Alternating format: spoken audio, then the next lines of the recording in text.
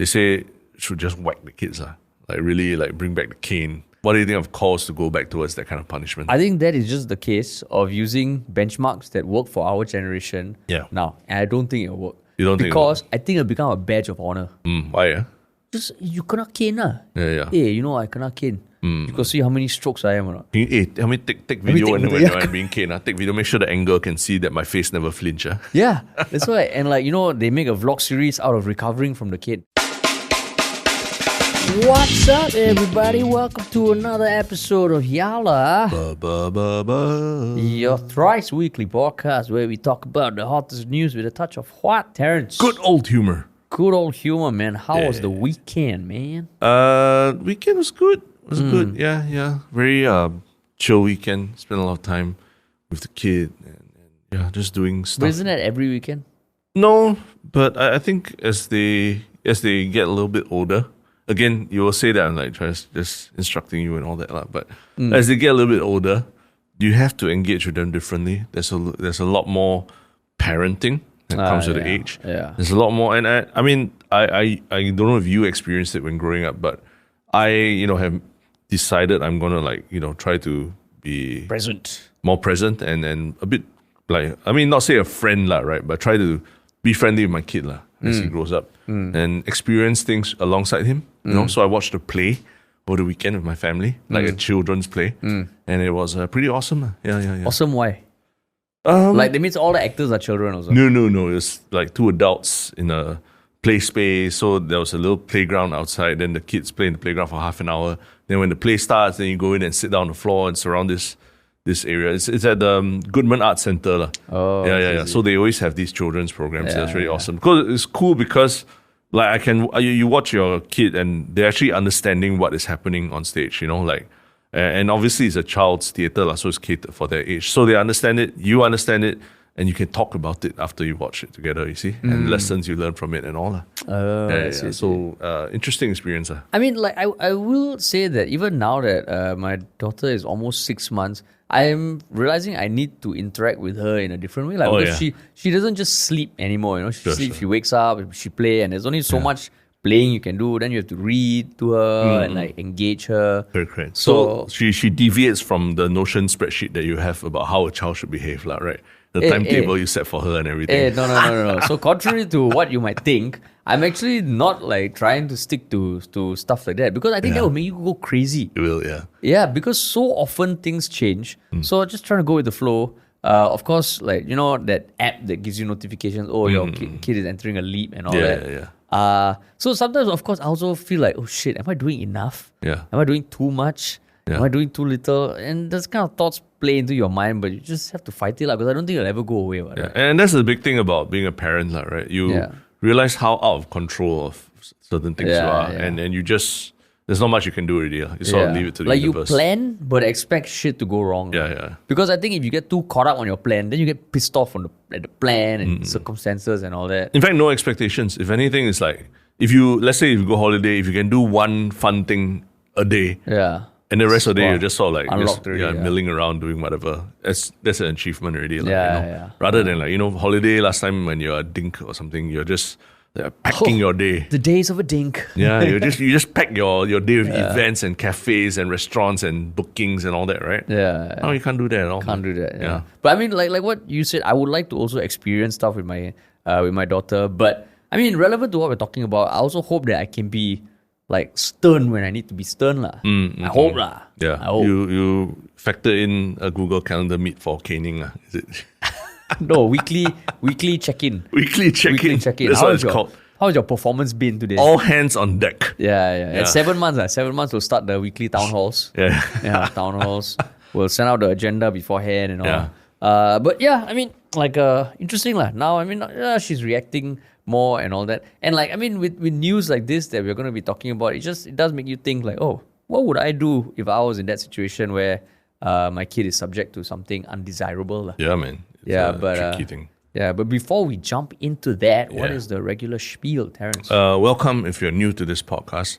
Please like, share, follow, subscribe if you haven't already. And if you want to work with us, check out ministryoffunny.com or you can email us at contact@ministryoffunny.com. And before we forget, today is the day before our tickets for the live show goes live.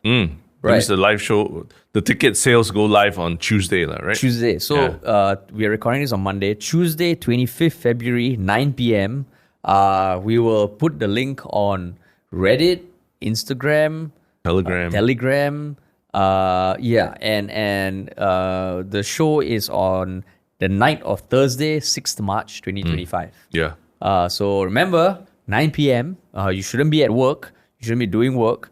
And hopefully, you guys get your tickets. Yeah, no excuses this time. No excuses. There is limited supply, so hopefully it goes fast. And hopefully you guys get your tickets. Yeah. But yes, cool.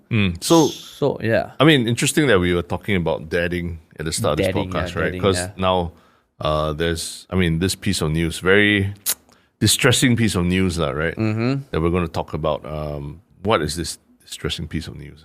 It is the whole uproar around a certain video that was shared of a bunch of Montfort Secondary students bullying another Montfort Secondary student. And I think the video that was initially posted has been taken offline, but of course, as with most things on the internet, there have been duplicate uploads. But I think when it was uploaded, it got like over just 1 or 2 days, it was 1.2 million views. 3,400 reactions and shared more than 10,000 times. Wow. Yeah, so it was uploaded online on February 22nd. By 23rd February, it got that many views and it was taken down. But you can find videos online. And it just shows like a group of kids speaking to each other and saying like cepat cepat, which in Malay means faster, faster. And running after this one boy walking alone. And them taking turns to, trip him, kick him while he's on the floor. And it just looks fucking terrible. Of course, the school has said that, what has the school said? Let me be clear. So in response to CNA's queries, the school's vice principal, Mr. Wilson Tay, said on Sunday that the school was aware of the incident and that it had, and I quote, taken appropriate disciplinary actions on the students involved. He did not detail the disciplinary actions. We have also counseled the affected students and engaged their parents. The students have acknowledged that their behaviors were wrong and have expressed remorse. The school has zero tolerance for bullying and violence and will continue to seek to provide a safe learning environment for all students. Apparently, a police report has been lodged and that they are looking into the matter.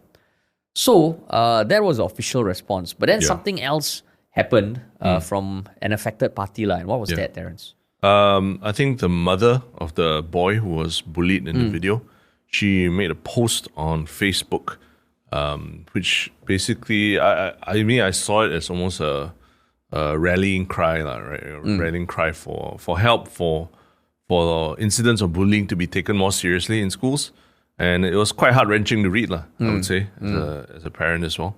But yeah, and I think she did say that she hopes more can be done beyond just what the school has said as well. And I think as of 5 hours ago, the police have sort of indicated that they are investigating the bullying incident.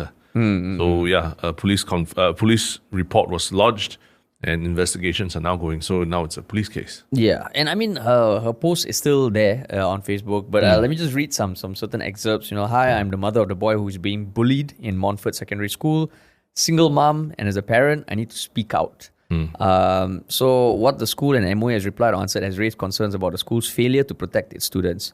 She apologizes for, bringing up memories of the more recent cases of bullying that has led to injury and unfortunately even death. And apparently that the video that was shared online was only the second part of the whole bullying incident, because before that, her son was apparently strangled and kicked in the stairwell. Her main call, like what you said, is I don't want the authorities to downplay the severity of the incident and handle it insensitively. I don't want diplomatically correct answers like the students have acknowledged that their behaviors were wrong and have expressed remorse. I demand to know what actions have been taken. I've since brought my son to KKH and have filed a report. I am now concerned that my son will develop depression. So there was basically the shit that went down, the official response from the schools and the response from the mom. And this is off the back of, I think, earlier in February, the Education Minister himself, Chan Chun Sing, addressed Parliament about the case of bullying. Yeah. And he shared some numbers about how the numbers of bullying cases has been kind of steady over the past few years. That the MOE and all the schools take it very seriously, but also pointed out that, it's important that parents allow the schools and the authorities to, take the due process Yeah. and to caution against vigilantism. Yeah. So that is the context. Yep. As a parent yourself, Terence, like what make you of all the things that have been unfolding? I mean, the timing of this couldn't be more uncanny, right? The fact that just within a month ago, Chan Chun Sing very clearly in Parliament kind of said, let schools handle the fighting of bullying, right? And parents shouldn't step in. And I think he said let the schools and authorities handle this without speculating or stepping in to complicate matters, right? So it's really sort of drawing a line and saying that parents really should not get involved. The schools and the authorities know what they're doing. But to hear from the horse's mouth, from the parents' mouth directly that,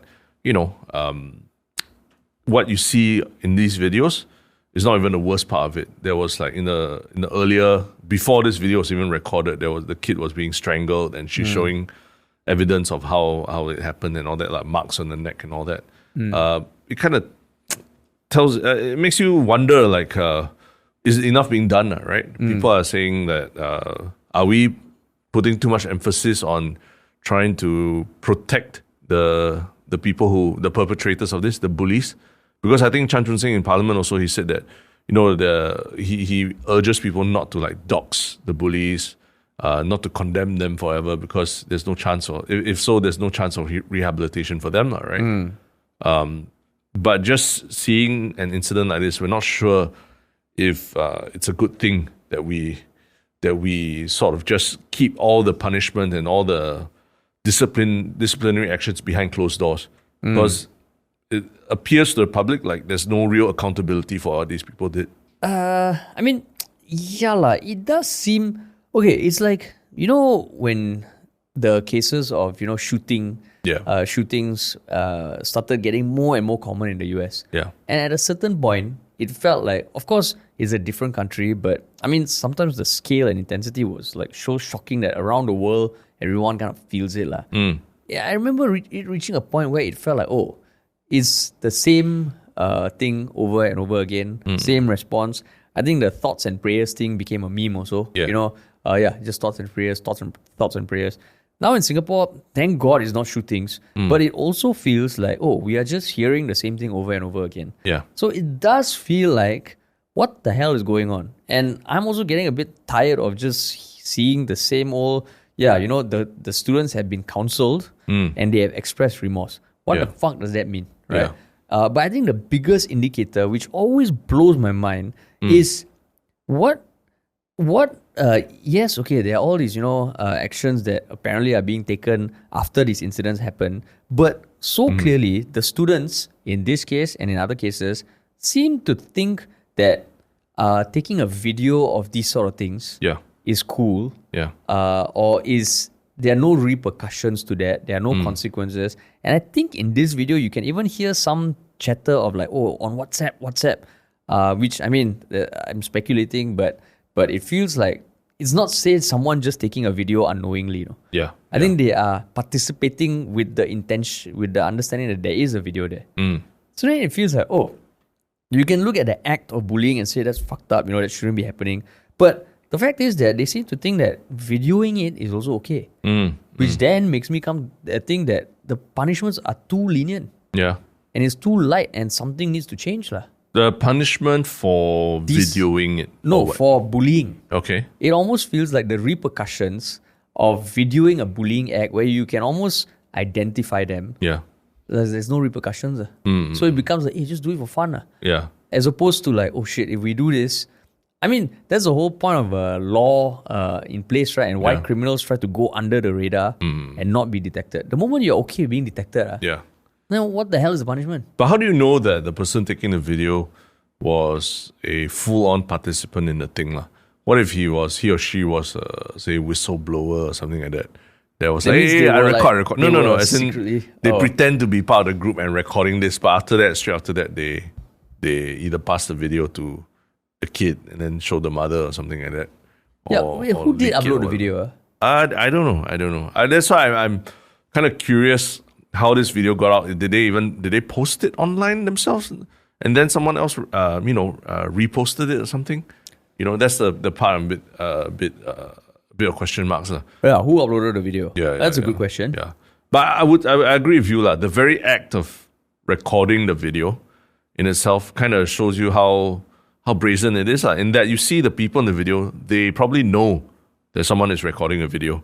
Feels like it, yeah. Yeah, but they're still going ahead with the bullying actions, right? So there's almost no awareness, or they just don't care that their actions are being recorded and can be used against them. Yeah. Right? Yeah. So then it feels like, okay, just go back to our time, and like people listening thinking, just shut up, you uncles talking about our time. I'm just giving the context. Yeah. I remember in our time where caning used to happen in front of the whole school, and the disciplinary master was someone you really don't want to fuck with, right? Yeah. There was a certain fear of getting caught. Of course, yeah. Yeah, even if you do something stupid, oh shit, punishment is coming. Yeah. You know that regardless of how you spin, the disciplinary master was very intimidating. And there was a certain belief that, okay, don't get caught lah. You do stupid things, don't get caught. Yeah. But it stemmed from the fear of punishment lah. And now I think yes, there is that whole gentle kind of understand, empathize and all that. But sometimes you got to just be like, fuck all that shit. Yeah. There needs to be punishment. Yeah. But I don't think that is the case now. We don't know. They did not say what disciplinary actions they necessarily took, right? Yeah. I don't even 100%, I'm not even 100% sure if there's no more caning in schools, right? Public schools. I saw some article, wait, let me find it. They say caning is still allowed, but it's the last resort. Yeah. And caning, like how it was during our time, I don't think girls can be caned. I think our time, girls also got caned. I believe so. Is it? I think so. But now girls, at least, let me find that article. Yeah. It said that caning is not applicable to girls. Correct, yeah. Yeah. But I that time, I think the difference between now and then was that back then, being caned was almost par for the course, right? I remember being caned for even the smallest infractions, like forgetting to bring some homework to school, or being late for something like that. Or even the silliest things like playing during recess or something like that. There was a chance of getting caned on a smaller scale, with a smaller cane and everything for those things. The feather duster or something. Yeah, feather duster is pretty thick already. I'm talking about those very, very thin canes that honestly not okay still stings, but not scarring or anything. Yeah. But when you talk about the corporal punishment, right? The one where they publicly cane in front of the whole school, that was even back during my time, it was quite a rarity. Maybe I witnessed it like a handful of times, 3 times, 4 times maybe. But if it still happens at that same frequency in schools today, I'll be quite surprised. But we know for a fact that there's a lot less of that's the caning for smaller infractions that goes on in schools already.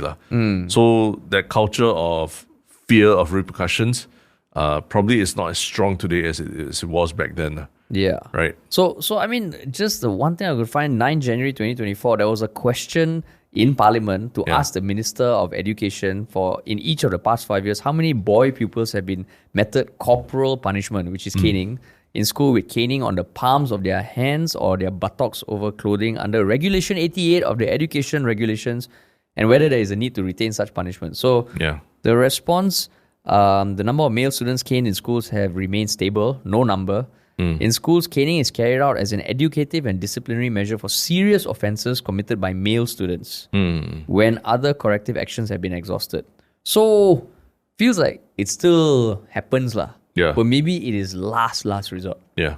And I can imagine, again, during our time, if you kena cane or some sort of physical beating in school, that's it. You have to get over your shame and all. Yeah. But now I can imagine your parents will get involved. And other parents will get involved. Yeah. So then it becomes a thing okay, this is there if we need to enforce it, but the onslaught of parental stuff we need to deal with, let's just not use it. Yeah, correct. And then slowly over time, it becomes like a vestige of the past. And feels like that's a problem. Yeah. What's the problem? Like the fact that punishments are not as frequent as... No, as in like punishments are almost not a big deal anymore. And this is again speculating as an uncle on the outside. Yeah. That if this is happening more often, feels like a possible reason could be like, are the students even scared of the punishment? But I mean, there's a lot of chatter online. People are saying, why are we even caring so much about whether the bullies, get traumatized or doxxed or anything like that, right? Bullies should be punished. They should be shamed for their actions. And what they do causes a lot more harm to the person who gets bullied. A long-term mental trauma, right, to the person who's bullied, than whatever physical caning that they might even get, right? So why do we care so much about protecting the bullies? Because I think a few weeks ago in Parliament, they even talked about, is there a way to take down these videos so that, the kids don't grow up harassed or doxxed or anything like that, right? And Chan Chun Sing also talks about the wanting to rehabilitate these bullies as well.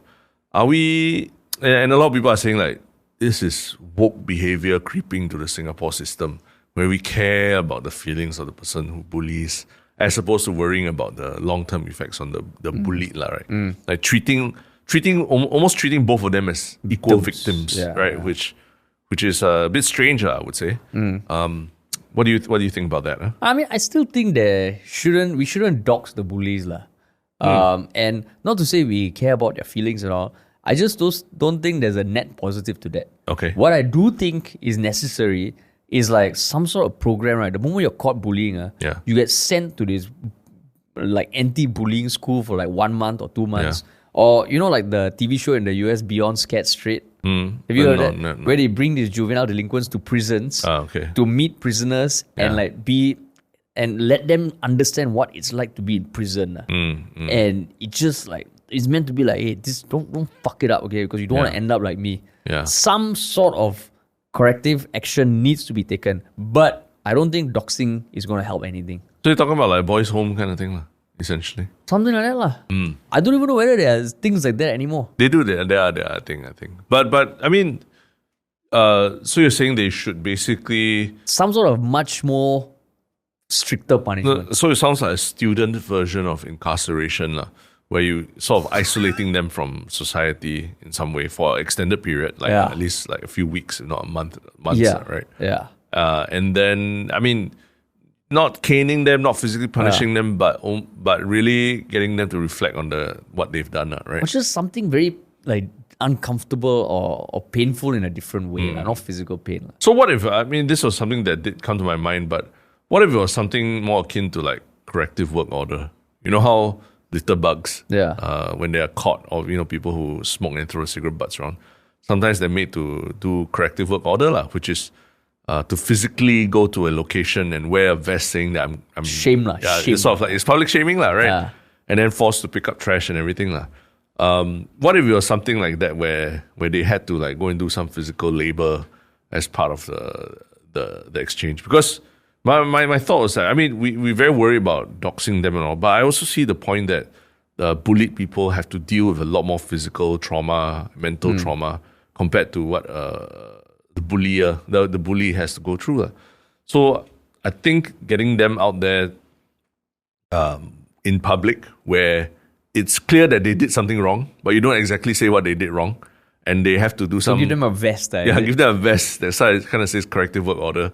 But, it doesn't really dox them for what they did or what. But it just shows that maybe they were naughty, right? They did bad things, right? That's why I'm just wondering whether doxing is really especially when it comes to bullies, right? Do we really need to protect them from doxing? Because it's clear that they don't care about the person who's being bullied, right? Yeah. That he's embarrassed for the rest of his life, that videos of him are recorded of him being beaten up like that. Yeah. Right. So I mean, these videos, the bullies themselves, you can kind of identify some of them. I assume. Yeah. Right. But I don't know whether doxing is still the best solution. To me, it's like you make the punishment a lot more strict, a lot more harsh, and you don't need the doxing. Because at the same time, like these kids, they're still kids, right? And doxing, opening them up to the internet, right, can be fucked up in many ways. And I think that's almost ceding the punishment to the internet. Yeah. Which I think is harder to control. You'll be breeding the next super villain, the Joker. Yeah, that's why.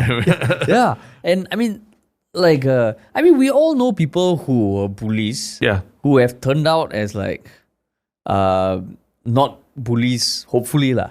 I mean, that's what we think lah. Hopefully lah, hopefully. They could be bullying, Yeah. I don't know, their spouses, their colleagues or something, and you wouldn't know that, right? Yeah. No, I mean, like if we are willing to give adults a second chance at, like coming out of prison and having a second life, I think for kids, all the more reason that, their actions, it shouldn't stick with them to life. Yeah. For life. But the way to balance that out is that the punishment must be damn harsh.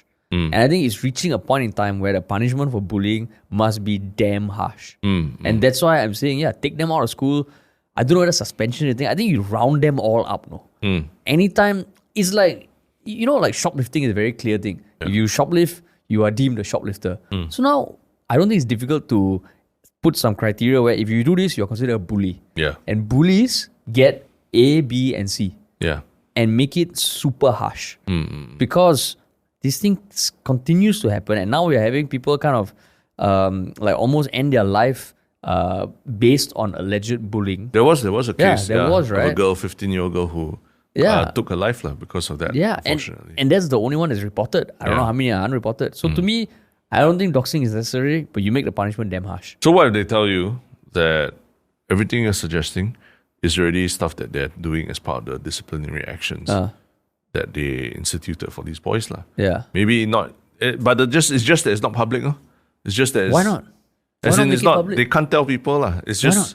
But why? Then I mean, they just want it to become a thing where people start like trying to find this group of people who are just sitting around the room somewhere. You don't need to say that. Just be more clear. What exactly is the punishment? What is this counsel thing? What the hell is counsel? Yeah. If I punch you in the face, Terence, and someone says, "Okay, I come to you the next day, I'm like, Terence, I've been counseled and I expressed a lot of remorse." Yeah.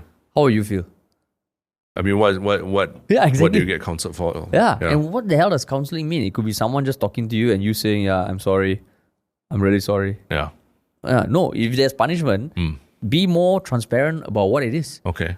Because it provides closure to the people who are affected also. The counter argument is that, but if you take them out of their immediate environment in school and everything, you're almost like socially isolating them, and possibly you could be making them even more angry, more antisocial, more more likely to do things detrimental to other people around them.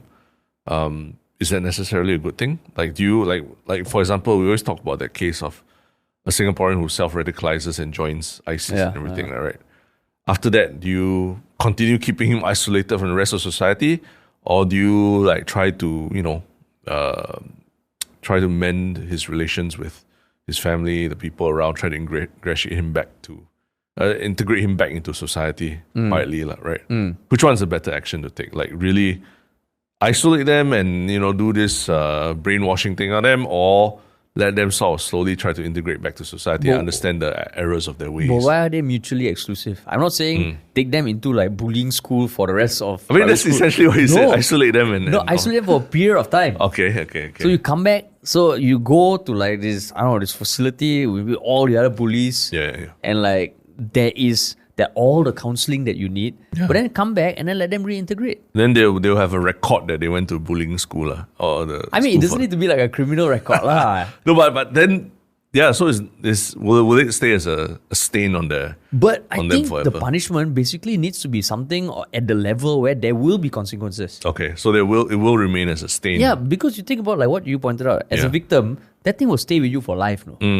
And for a bully, yes, you have something that stays with you for life as well. Yeah. And if you think about the psyche of the Singaporean parent, stereotypically, they would not want any tainted marks on their kid's resume, right? Yeah. And if that is the stick, that your boy or girl bullies someone else, they will have this. They will stick with them. I think it will change behavior. But unfortunately, like, I think a lot of these kids who are bullies, I think their parents, unfortunately, probably are not even very present in their lives.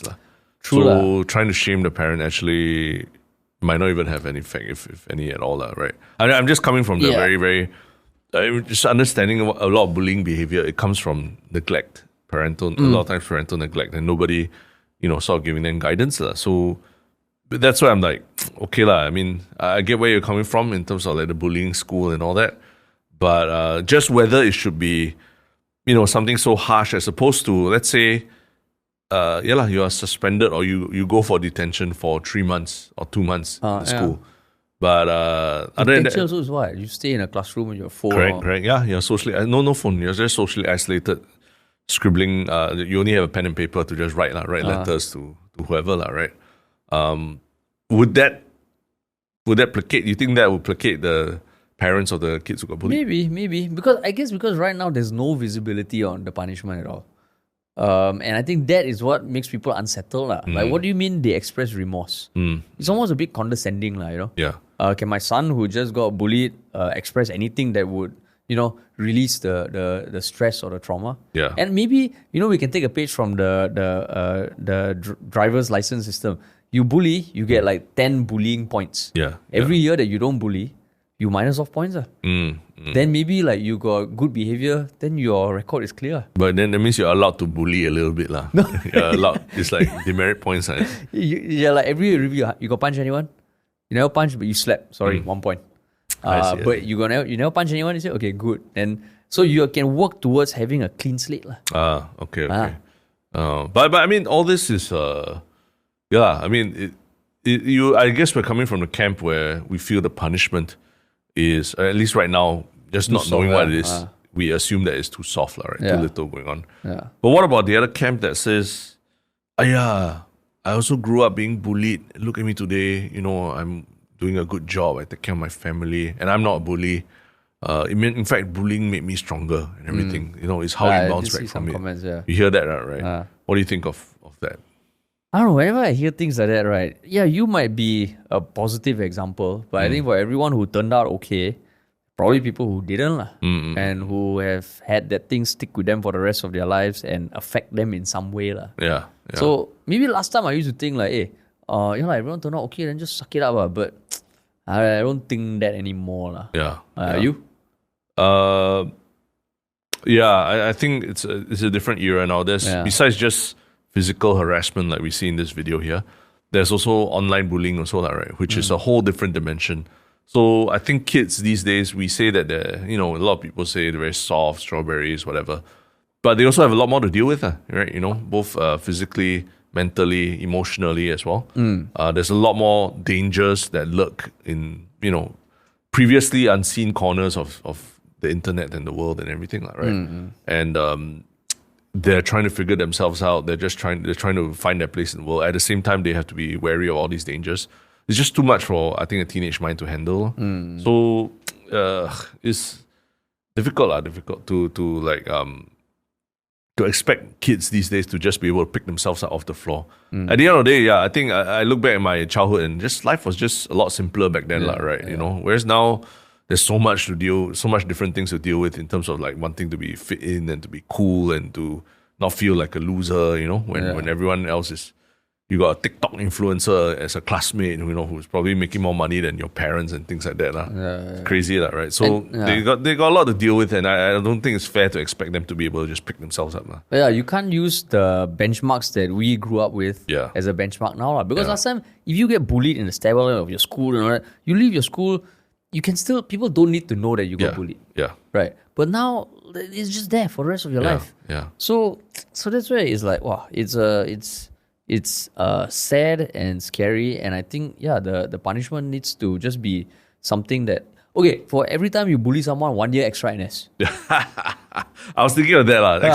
Extra month in BMT for each incident. Yeah, but it might be too far removed for secondary school. They think, okay, you give me another month. You still don't take the consequences. I become PESI. No, then you imagine like as a talk that comes, they always want, like in the US, they bring you to prisons to listen to people who are incarcerated, right? Yeah. But secondary school, maybe you got this one guy whose NS ended up 7 years because he bullied that much. Then he come here and give a talk. He's like, bro, just don't bully. You know how long I was in NS or not? Yeah. 2029 to 2036.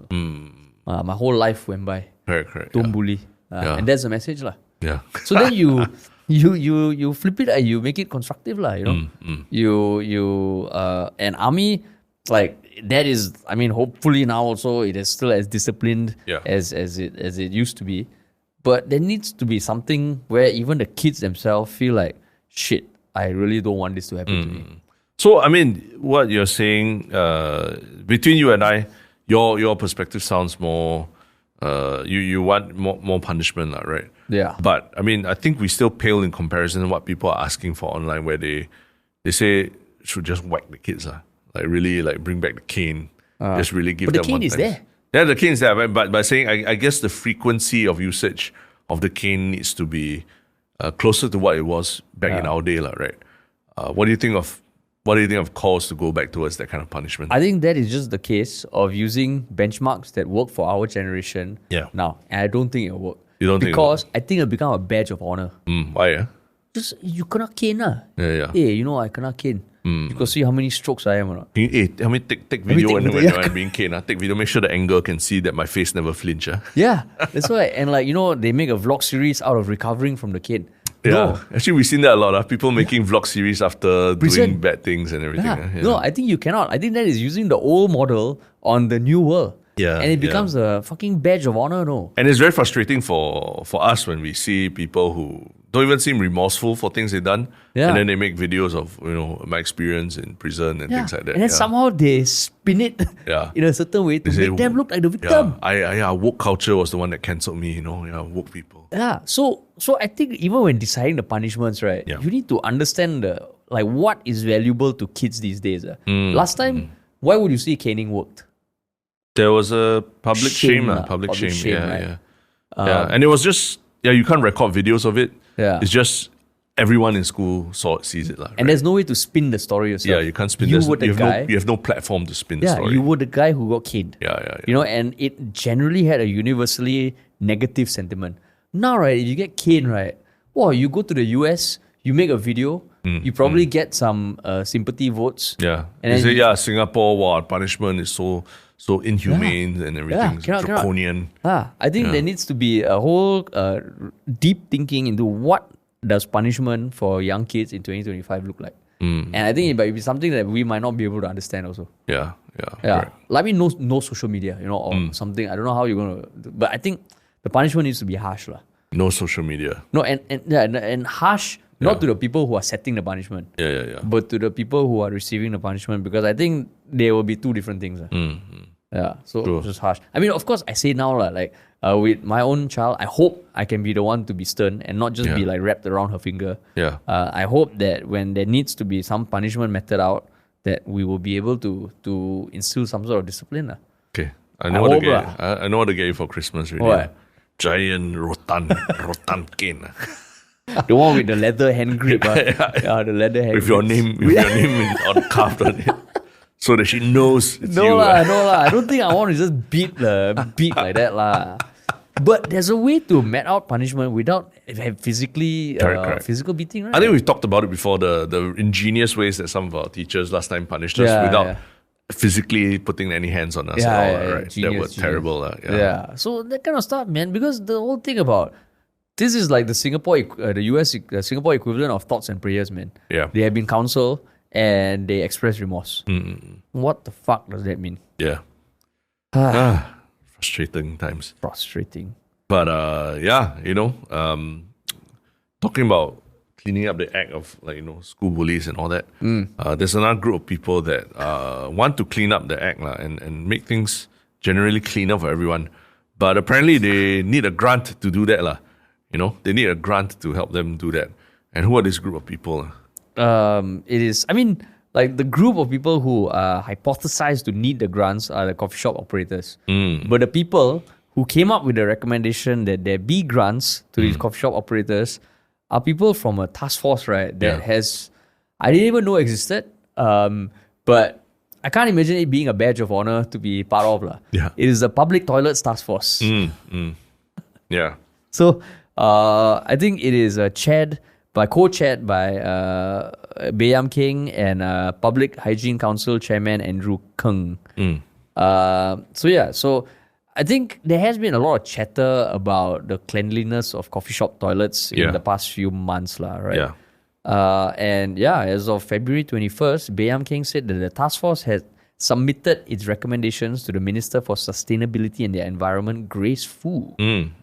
And essentially, 4 pillars of issues to target, which is design and infrastructure, cleaning and maintenance with adoption of technology, monitoring by all stakeholders, audit and enforcement, engagement and outreach. So, Terence, what made you want to talk about this PTTF and their recommendations? I think it's interesting because a lot of the online chatter is that why do these private coffee shop owners need a grant just to keep their toilets clean? All the money that they're making from, ownership of the place and collecting rent and everything, that should be allocated towards keeping the toilet clean. It's not like they don't have the funds to do it, right? There should be something in your budget for it. So why should they be given extra grants to do that? As compared to a restaurant or something which has to, they have to spend money to keep their toilets clean so that people will come around. Why is it that coffee shops don't seem to want to spend the money to keep their own toilets that clean? Right? And so I think that's why the act of giving a grant to people to renovate and deep clean their toilets just feels like, shouldn't that be part of what they do in the first place anyway? Right? Yeah. And what do you think about it? It's a fair point. I think we've had Jack Sim himself, head of the World Toilet Organization, founder of the Restroom Association of Singapore. He himself has that's one of his call to arms, right? That we should hold coffee shop owners accountable for the cleanliness of the toilets, because you can't say it's footfall, because compared to a malls toilets are much cleaner than coffee shop toilets. Hawker centers that are run by the government, or government agencies, they're also generally kept cleaner than a lot of coffee shop toilets. So there's no reason other than just, to him, there was no reason other than just profit margins, everything, that these coffee shop owners are not cleaning the toilets, which is a real, pardon the pun, but a real stain on Singapore. Because some of our toilets are really horrendous. Some of the toilets in these coffee shops are horrendous. Yeah. How about you? The grant thing is a bit odd. I can kind of imagine why they are taking this grant approach, because the coffee shops are probably like, no, we're not going to do. We have limited, rental going up and all this. And the coffee shop, I'm guessing there's a whole spectrum of the ownership and the tenancy and all. But I would assume that the people who run the coffee shop, they might not necessarily own the coffee shop. Right? They might be leasing it from the landlord. Yeah. Right. So, because when we were talking about the grant, then I was thinking, but actually, even there's grants for filmmakers. Yeah. There's grants for this. What is the big deal about this grant? But I think for those sort of grants, like let's say filmmaking, you want the grant because it helps you do what your livelihood is all about, which is to make films. In this case, I don't think it's part of the coffee shop's focus to have clean toilets. Yeah. For them, if it's a grant to improve the seats and all that, then I would think it would make sense, because that's might be already what they're trying to do, or improve the food standards. The toilet thing, I think it's probably because all the coffee shops are like, no, for why? Why should we do this? We're not going to do it. We've got no budget for it. Yeah, it's not a revenue generating thing. Whereas you upgrade the toilet seat. not toilet. The customer seats and everything. Yeah, that puts more butts on seats, and more people are visiting your food court. Yeah, because even grants for SMEs and all, why subsidize the salary of your employees who are going for training? Because the goal is, once that is done, it can increase the revenue of the business. Yeah. But in this case, the toilet, unless there's an argument to be made that if your toilet is cleaner, you can increase revenue. I think that's the argument, right? Because I think there was a study that SMU came up with just late last year, 23rd December, where they're saying close to 1 in 2 people are willing to pay for public toilets if cleanliness is guaranteed. So they asked, I think, a range of they said, I think about 40% were willing to even fork out 50 cents to $1 if it was a really clean toilet, a spotless experience. While more than 82% were open to paying 10 to 30 cents. So you could argue that there is a revenue generating model for a clean toilet. It's just that maybe having to handle this as a revenue stream is not exactly, it's not something that a lot of people aspire to do, right? You want to run a coffee shop, but not have to worry about the toilet and everything. Right? I mean, honestly, if there's a company that wants to take it on themselves to clean and run all the toilets in the coffee shops of Singapore, right? Yeah. I think there could be a business there. But going back to the thing about the grant, I mean, one thing they did say was that apparently when coffee shops are built and all, the toilet is always like an afterthought. And that's why... if they do want to rework the toilet, clean it, maybe even change the structure, it would require some capital. And I mean, part of the recommendation is also to have a soon-to-be-developed happy toilet certification. Yeah. I don't know why they couldn't think of something better, but happy toilet certification is something that would be like an accredited standard of toilet. Yeah. And it's run by the Restroom Association of Singapore, of whom the chairman is Jack Sim, right? Yeah. But so then, do you think the grant? Are you up for the grant, or do you think it's like, hey, why don't you use taxpayers' money for this? Maybe there needs to be something that jolts action from the people who can make the biggest difference, right? I think when you watch the Jackson podcast that we did, one of the highlights was when he basically said that we were being gaslit. Singaporeans are being gaslit into thinking that the users are the ones responsible for the dirty toilets and not like the coffee shop owners, right? Of course, but that kind of thing where you call out a group and then publicly shame them, sometimes it has the reverse effect. But maybe in some sense, to start changing culture, you just need one initial push, right? If the push is, please go and renovate your toilets, please make them easier to clean, please make them use technology to make it, like, in general, doesn't fall apart after like 1-2 years of use, right? Maybe that's what these coffee shop owners need, and just understanding that a lot of them are also, they're more worried about their profit margins and everything than actual cleanliness of the toilets, right? Maybe they need this initial push, and if anything, it's a use of taxpayers' money that will immediately benefit taxpayers, right? Having cleaner toilets and things like that. Yeah. So it might be a necessary evil for Singapore to do. But then why the double standards? Because when there was that tray return thing, right? Instead of having something where we will give you a small grant for your next meal of 20 cents each time you return a tray. The approach was more fine. Punitive. You don't do it, we fine you. So why not do the same approach here? That's an interesting question also, but I'm sure there are certain considerations as well, right? That toilets, unfortunately, they're not all standardized and all that, so it's not as easy to say like, hey, a method of cleaning that applies for one toilet is as easy to implement another toilet as such, right? But then the rating of hawkers is ABCD, right? Every hawker is different, every cuisine is different, but there was some way of standardizing, and I think there are probably some fines or some negative consequence of that. Yeah, maybe they need something like that. This happy toilet certification. I'm not sure what the exact designation will be. Like, do you get graded on a scale or something? Maybe that's a way to get the public to apply pressure. Like if your certification is like very bad, F or something like that, then people know that your toilet is disgusting. And that also makes people question the cleanliness of all the food that they're consuming at your place as well, right? Yeah. Maybe that's a way to be punitive without actually going out all out and saying we'll fine anyone who doesn't keep the toilets clean. Yeah.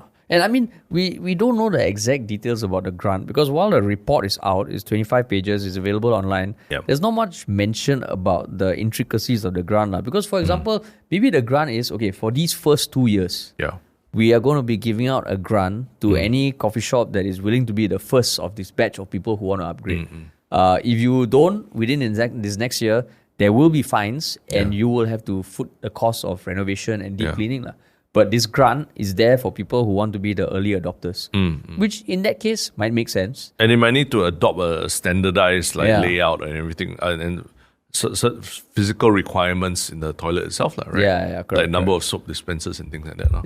And I'm guessing also these coffee shops, maybe there's a there's a code of operating or like certain requirements that are in black and white that, okay, in order to function as a coffee shop, you just need to do A, B, C, and D. And clean toilets was never part of it. Yeah. So if they want to change it in the middle of a tenancy agreement or something, it might be hard. So to ease the pain, maybe they're saying you just do a grant. Yeah. Do a grant to kickstart, like what you said. And then after that, it's self-sustaining. And can be done. I mean, you look at the example in China. Like I remember when I went to the Xiamen airport, one of the first things that blew my mind when I landed was I went to the toilet at the Xiamen airport.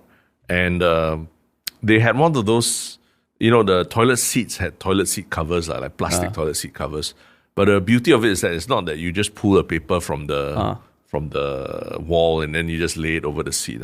They had this almost like a conveyor belt kind of thing, where you press a button, then it sort of like pulls away the last piece of the toilet seat cover, and then a new toilet seat cover rolls out in front of it. So it's almost like a conveyor belt, and you don't even have to touch the seat at all. So it's always a fresh piece of a toilet seat cover. But that said, right, when I went to a lot of toilets in China also, the infrastructure was all there. Like the sinks were there, the urinals were there, the toilet seats were there, and generally everything was clean. There'd be like 8 sinks, 8 sinks for big groups of people. But then there'd be like just one soap dispenser. So the theory is all correct, the infrastructure all correct. But then the one crucial thing that makes a difference between you being a super spreader of diseases and you just going about your day, that soap dispenser that everyone should use when they're washing their hands, you only have one in the whole toilet. So then that's where I realized, you can, spend a lot of money building the infrastructure and all, but it can take a generation or two for people's habits to catch up. And maybe in some sense, that's what this grant would be like. That they are encouraging, like what you say, early adopters to please try and meet some certain standards of cleanliness. Please change the infrastructure of your place to make it easier to clean. And then hopefully, bit by bit, as the older generation dies out and the bad habits die with them, people become a bit more conscientious about their toilet usage and not to dirty the toilet when they use it also. It's like some way the tray return, right? I think it's almost that when that first thing, the fine thing, everybody's but then now, I do think it had some positive impact, right? You see less trays just being left, and it's part of conditioning. So maybe this is a conditioning of a different kind. Correct. Conditioning of a different kind, which kudos to this PTTF. That's why I'm not fully opposed to it, because at the end of the day, we benefit as taxpayers. It's something you see immediately as a benefit, as opposed to other things that they could be spending money on, right? I'm sure, a grant to a filmmaker, there might be some people who say, you can just grant filmmaker for fuck. Who's going to watch this? Singapore, who cares, man? I open Netflix, I already got movie. Why I need to go and watch your movie? But this one, like what you said, it is for the public. So, hopefully that will be quite cool. We'd love to hear Jack Sim's take on this, right? He must be involved in this whole thing. He is, yeah. But the happy toilet thing feels like we come up with a better thing. But it does sound like something Jack Sim will come up with, right? Happy toilet. He probably came up with the name, Happy Toilet. Why you want to go to a sad toilet? You want to go to a happy toilet or a sad toilet? I think what's striking about him is he almost tries his best to associate a very dirty word, toilets, with everything. A World Toilet Organization, happy toilets, something positive, something more grand than what it actually is, right? That's the thing about him that is quite fascinating, right? Yeah, happy toilet. Happy toilet. So in future, hopefully every toilet we visit at a coffee shop is a happy toilet.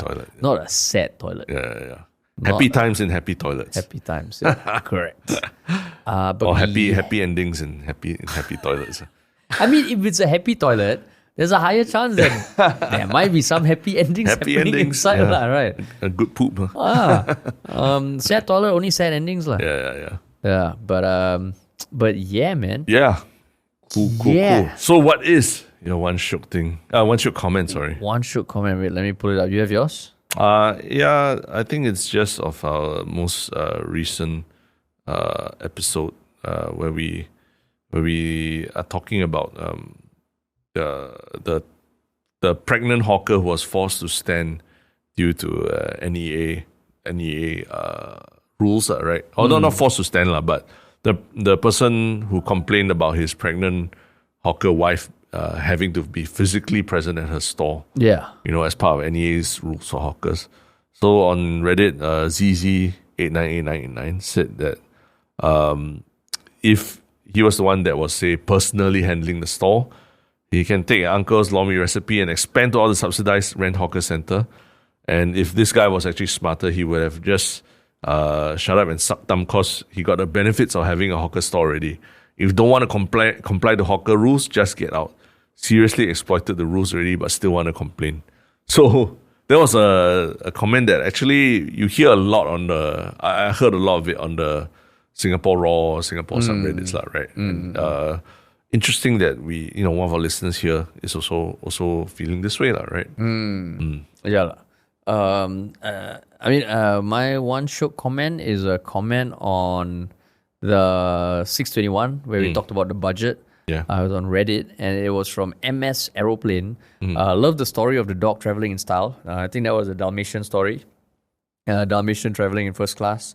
I would love that too, but I guess I need a dog that dog first and loads of money. I'm working in the Middle East. I do realize that my Muslim friends here keep dogs as pets, and yes, Middle Eastern airlines such as Qatar Airways do allow service dogs as well. Keep up the great work, guys. I so enjoy listening to you guys. You guys keep me updated on what's happening at home. Thank you. So yeah, a listener from the Middle East. Wow. Don't know where in the Middle East. Did you see a lot of people with dogs in Saudi Arabia? No. Not even one. Yeah, no. Not even one. I don't recall. But I also know in the Middle East, I mean, it's not a monolith, right? There's a lot of different beliefs and perspectives on even how much a role religion plays in society. Saudi Arabia, I think, is quite extreme. Yeah. But yeah, Middle East, who knows? Maybe if it's Dubai, I don't know. Maybe. But we have to all those listening from the Middle East. Thanks for listening, man. What's the greeting that you say in Saudi Arabia? I think I just said hello, brother. Oh, is it? That's it. That sounds like what I say to the person downstairs who. Dude, when I was in Saudi, I had no bandwidth to even learn like the local greeting and all. I was like, okay, yeah, hello, yes. This one, where is this? Where is that? Where is that? You're just a transient tourist, transient tourist. Not really integrating local culture. No. I was figuring out how to take care of my child, Terrence. Just there to see Ronaldo. You think I did a lot of sightseeing?